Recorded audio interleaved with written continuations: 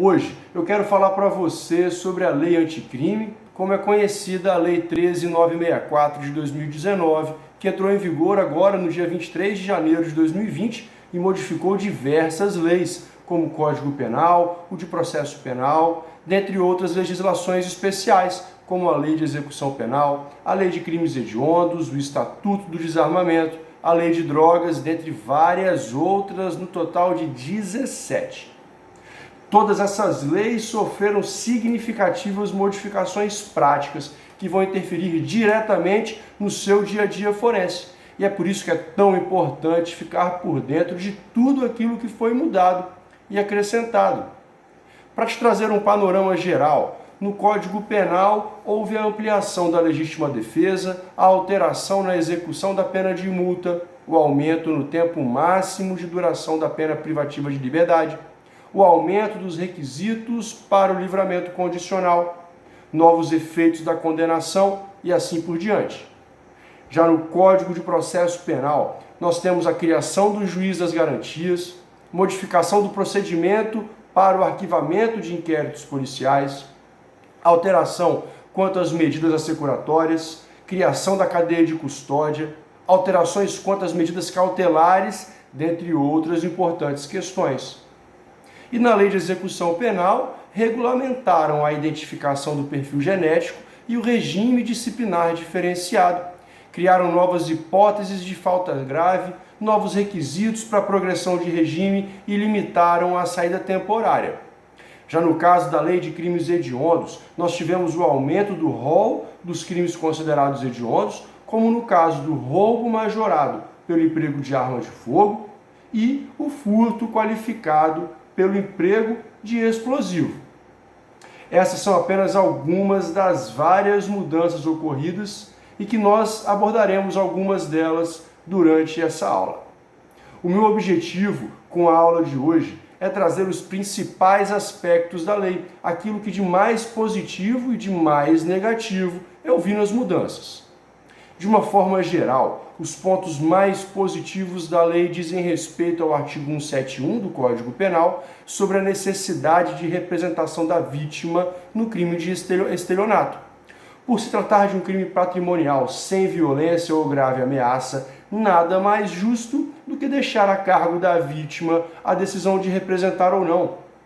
Pode até parecer que não representa muita coisa, mas é uma mudança muito importante, um passo para o minimalismo penal.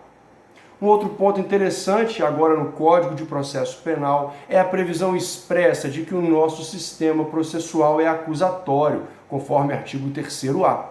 Com isso, em síntese, temos a separação do papel do juiz do papel das partes, deixando claro que ao juiz cabe julgar e às partes provar. Eu não posso deixar de falar sobre a criação do juiz das garantias, que tem um papel diferente do juiz da instrução, sendo que o primeiro é responsável pelas decisões na fase de investigação e pelo recebimento da denúncia, e o segundo apenas pela instrução processual e sentença. Essa modificação ela tem o objetivo de concretizar ou chegar o mais próximo possível das determinações do artigo 155 do Código de Processo Penal quanto à necessidade do juiz utilizar para a condenação apenas as provas produzidas sob o contraditório judicial. Só que, como a gente sabe, o ministro Fux suspendeu a eficácia dos dispositivos que tratam do juiz das garantias sob o controverso argumento de que houve vício de competência, porque o juiz das garantias tratou da organização judiciária, que seria de competência do próprio judiciário, bem como por ter criado uma obrigação orçamentária sem estabelecer a origem dessa verba. Nós temos também o artigo 157 do CPP, que estabelece a impossibilidade do juiz que tomar conhecimento das provas ilícitas proferir sentença. O objetivo desse dispositivo é fazer com que o juiz que teve o seu convencimento contaminado pela prova ilícita profira a sentença e transmita para esse julgamento a sua opinião formada com base na prova inadmissível. Só que, mais uma vez, infelizmente, esse foi outro ponto que foi suspenso pelo ministro Fux, sob a alegação de que o texto não foi claro o suficiente. Vale lembrar ainda a vedação da decretação de prisão preventiva de ofício por parte do juiz, sem que as partes requeiram. Isso é um reflexo da fixação do sistema acusatório, em que o juiz deixa de ser um atuante para ser verdadeiramente o julgador, com a sua atuação restrita à manifestação das partes. De uma forma bem resumida, esses são, na minha opinião, os pontos mais positivos da Lei 13.964 de 2019. Com relação aos pontos mais negativos, o primeiro deles diz respeito ao nome, Pacote anticrime, onde já se viu um nome tão popular e enganador como esse. Gente, lei nenhuma é anticrime e nem tem esse poder. Essa é só uma forma de ludibriar o povo e fazer com que acredite que essa lei é a solução dos nossos problemas, mas que nem de longe é. O artigo 310, parágrafo 2º do CPP é outro desacerto dos grandes. Posso dizer até mesmo que é uma norma que já nasceu inconstitucional.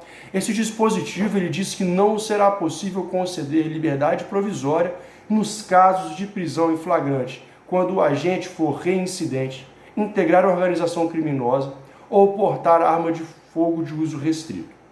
Só que os tribunais superiores eles já afirmaram o entendimento que essa proibição é inconstitucional, tanto na lei de drogas quanto na lei de crimes hediondos.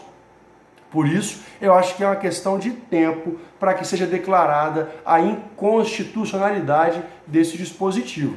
Sem falar da péssima redação, porque ele restringe ao porte ilegal de arma de fogo de uso restrito, só que nada menciona com relação às armas de uso proibido. Logo, se portar arma de fogo de uso proibido, caberá a liberdade provisória? Tem também o fato de que veda a liberdade provisória. Mas e a revogação da prisão? É possível? Enfim, nada bom, nem a vedação, nem a redação. Ainda no CPP tem o artigo 492, inciso E, que é bem preocupante, porque estabelece uma hipótese de prisão automática para cumprimento antecipado de pena em caso de condenação igual ou superior a 15 anos no júri. E o mais impressionante é que essa é uma determinação que contraria outra mudança da própria lei anticrime dentro do Código de Processo Penal, no artigo 313, parágrafo 2º, que impede a prisão preventiva para a finalidade de antecipar o cumprimento da pena. Na lei de execução penal, tivemos a modificação dos requisitos para a progressão do regime, que é algo que eu entendo ser bem preocupante, porque aumentou consideravelmente o tempo mínimo necessário para que a pessoa tenha o direito de progredir de regime, como se a prisão fosse o que resolvesse os problemas. E por fim, para a gente encerrar essa aula, nós tivemos a mudança na lei de crimes hediondos, com a inclusão do crime de furto qualificado mediante uso de explosivos, que é uma modalidade que acaba banalizando a lei de crimes hediondos, porque incluiu no rol um crime que é praticado sem violência ou grave ameaça e demonstra um enfraquecimento da legislação. Esses então eram os principais aspectos que eu achei relevante trazer para você nessa aula, apenas para fazer um panorama do que a lei anticrime mudou nas 17 legislações. Beleza? Um grande abraço.